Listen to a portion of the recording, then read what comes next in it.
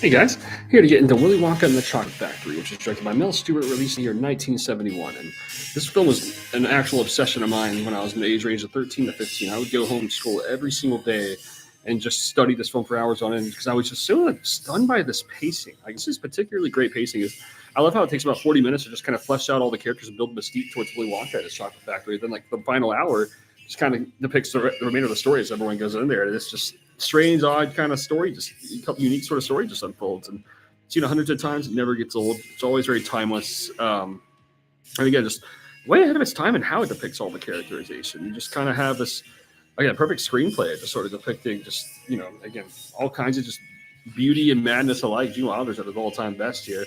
And it does it in a way where it's just like, it's just kind of got it all, like all, it's just like at all ages of it. I remember like seeing this a lot in Shades when I was like 5 years old even, but I didn't really connect with it at the same level. But it's all the same. Kind of reminds me of even a lot of like David Lynch influence, a lot of like Wizard of Oz influence as well. Like, this is very heartwarming ultimately. It's very fun, even horrifying. Like, there's kind of subtle horror living in all this, but this just lives on forever. It's always mesmerizing. It's always amazing in its soundtrack display, always amazing in its characterization. And again, it has like even a shock value to it. It strangely is kind of shocking, like kind of how all this sort of plays out. And again, G. Wilder's kind of like nihilism in all this is just really amazing. And it kind of shows how there's no sugarcoating. I mean, it's like no one like some characters just kind of have like insane sort of like just twisted things happen. I mean, it really is just pretty different at depicting such a thing.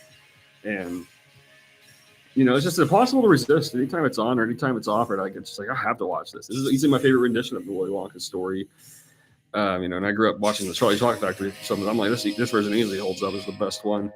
And yeah, this just goes strongly recommended from start to finish.